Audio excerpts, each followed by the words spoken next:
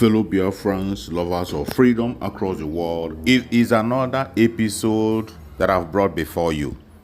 Please pay attention to the video I'm about to play now. You are going to learn a lot from this very video. As we know, the restoration of the independent state of Biafra has gotten to the highest level and the Nigerian government is not having it. Today, they are using their media to push all manner of propaganda against the Biafran people. But the more they try, the more they fail. I'm going to share with you one of the video that they are making on their own conventional media, TVC to be precise. You are going to see the discussion that is going there between some of the people they invited, and you're going to hear from them. They have lost it. And the more they continue to spill these lies, the more they are being exposed. And I bet you there is no other way than for you to allow the Biafrans to go. I want you to pay attention that these people, they always acknowledge the fact that they can't do anything to the Prime Minister of Biafra Republic of Israel except to allow him get on with the Biafran. Let the Biafran people go. That is the only solution. The more you continue to try and say you want to hold down the Prime Minister of Biafra Republic of Israel, the more you fail. And for the record, Mazi Simon Ekpa is the Prime Minister of Biafra Republic of Exile, not the Prime Minister of Ipob. Not a factional leader of Ipob. He has never been and will never be. Listen carefully to this video to the end and you'll be glad you did. Let's watch. The Biafran government in exile is in the eye of the storm as we speak. The Chief of Defense Staff, General Christopher Musa, has accused the Finnish government and the European Union of shielding the self-acclaimed Prime Minister of the indigenous people of Biafra, Ipob. The Festival General has called for the arrest and extradition of Simon Ekpa to the country.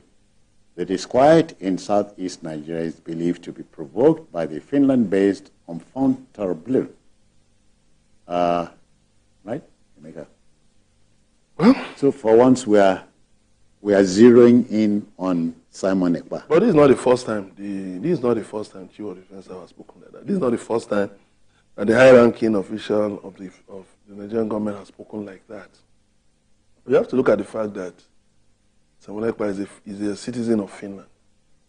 So that, serves as a kind of a hindrance to saying his extradition. Yes, but the Chief of Defense has said something interesting, that if it was the other way around and Simon Ekpa was in Nigeria, would the government of Finland and the European Union allow such to exist? Well, it's about balance of interests, balance of strategic interests.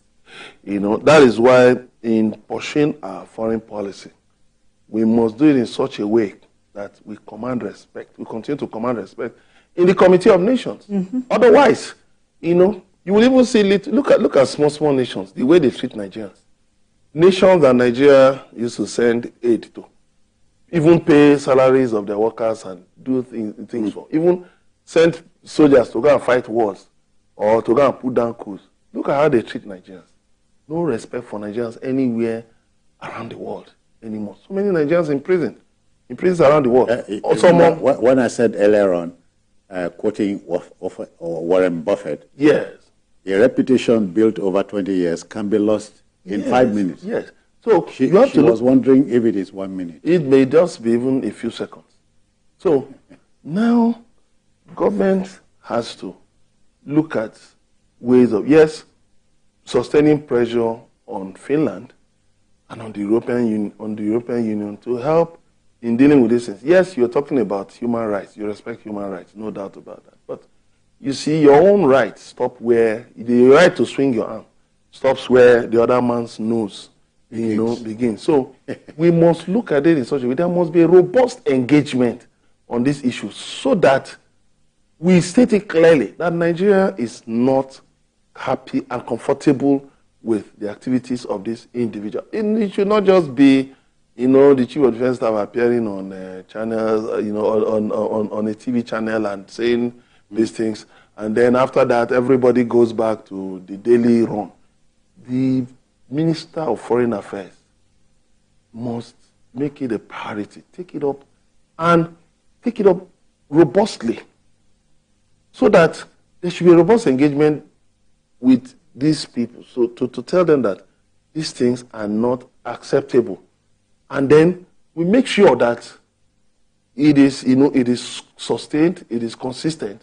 And of course, you can achieve a lot with it. Then again, in terms of technology, this fellow is using technology, in spreading his messages.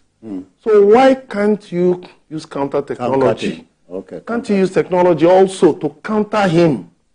Yes, you cannot just sit helplessly.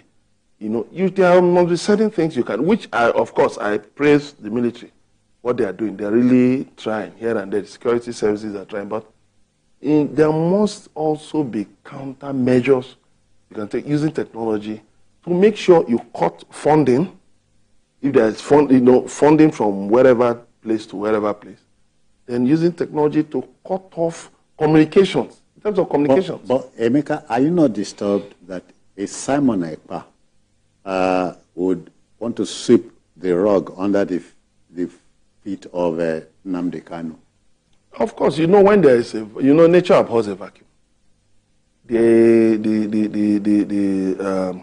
repatriation of Nnamdi Kanu, and the arrest, open the door to all kinds of people. Now franchise holders, calling themselves all kinds of names and taking advantage of this situation. But Nnamdi Kanu himself said, yes, I'm not happy about the security situation in the Southeast. Release me and I will assist you in quelling the security situation. Yeah. That's why I've called for a political solution to his matter, so that you can release him and then let him work with government to deal with this security situation. Now, when the environment is secure, we can hold conversations around issues, issues of, of whatever, whatever areas. We can hold conversations around those issues, and we will definitely get to a point of agreement. But keeping him there and saying that you are fighting someone else, no, you are burning two ends of the candle. It can't work. Okay, Ibn Abo, you can't ignore Simon Ekpa in the equation. There are many ways to go around this. We have to be realistic. Do we have any form of extradition treaty with Finland? You don't ask for what you don't. Not there. I mean, do you have any kind of treaty in that regards? Now, let me leave that. I'm looking at the whole of the southeastern region. We have about 5 states. We have Abia, Anambra, Ebonyi, Enugu, and Imo states. These governors should come together. Because let's assume that you are even an independent state. You are a sovereign nation, and you are having these issues. How do you solve it? All right, Ibn Abo, but you think that extraditing Simon Ekpa, he will go some way of dousing tension? I'm not too sure about that. What happened when Nnamdi Kanu was brought to Nigeria? Was there any form of abatement to the activities of the Ipob? So that is not the solution. The solution, we should start from within. Let the governors come around. They are your people. What can you do? Where are they?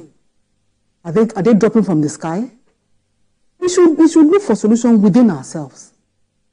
Yes, given Mr. President is the chief of commander-in-chief of the armed forces and all of that. But if you have come up with a solution, then you can now discuss with the president and even call on other governors to work hand in hand, because these states are bounded by other states. So you work hand in hand, and then when you work like that, when you are beginning to see some positive, responses or results, then you can begin to look at other things to be done. But for now, you can't just be sitting we are like sitting ducks, and anyone can just throw anything at us. It is not right. We have to take the bull by the horn. Bringing Finland, sending Simon Ekpa back to Nigeria cannot solve the problem. Somebody else will come up. Simple, from another country. Yes. So it's not a solution, please. It's not. So the whole thing sounds like business to you, a franchise. Well, didn't we see when there was agitation in Niger Delta? the names you were hearing then, did anybody ever come out to tell you, I am not so person, I'm sorry, it's, you see, when you allow situations to degenerate, even you may even find out that you may even have rogue elements in the security services who will be aiding people fighting against the state. It happens. AKA fifth columnist. Yes, it happens. Then you have people for different reasons, who are just doing things, engaging in criminal activities, and then everything is stacked around one name. The issue for me is this. Get Nnamdi Kanu released. Find a political solution to his situation, and then work with him. And governors, religious leaders, traditional rulers, political leaders, work with them to find a solution. And one other problem is that there are a number of villages that are deserted in the southeast. I traveled through some recently. So they ran into unknown gunmen at a point. So deserted, completely deserted. And these people have run to different areas, displaced from their natural areas of residence. How do you deal with those people? So we must take deliberate measures to solve the insecurity issue. Everything must not be done with force. To you, what's on the front burner would be a political solution to the whole. Yes, to Nnamdi Kanu's issue. Find a political solution, and then. So you watch if people like Simon Ekpa will still be relevant. Well, how would they be? Who would they be talking to? When the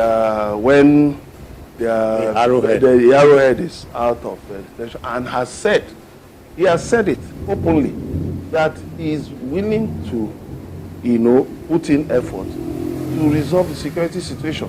Why not give him a chance? Find a way around it. You see, it is when government doesn't want to act that they start making excuses. No, there can't be a political solution, there can't be this. But you've had cases where you found a political solution. You've had cases where government discontinued prosecution.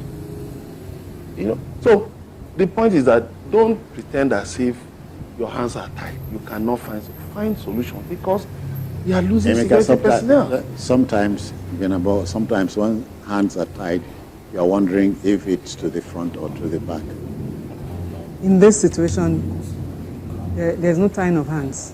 Okay. We just have to be deliberate and intentional about it. I mean, the solution is here. Let us take it. Nnamdi Kanu came up and made a suggestion. What are you doing with it? Well, if, in obedience to what the army chief is saying, Simon Ekpa is turned loose, something will give.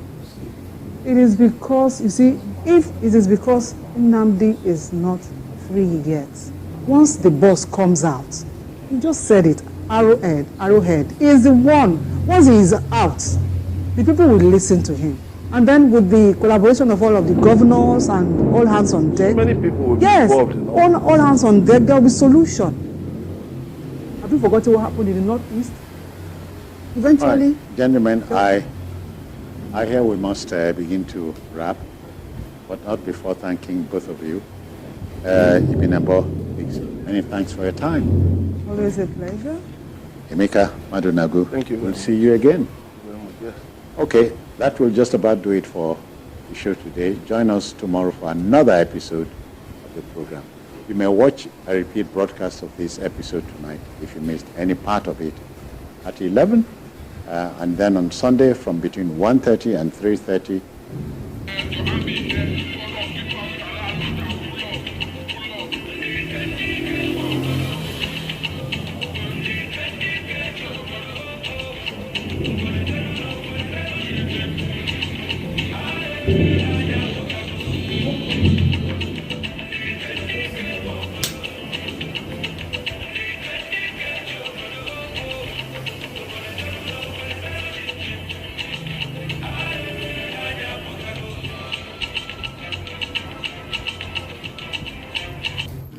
For those of you who think that your propaganda can bring Mazi Simon Ekpa down, I believe you begin to get back your senses.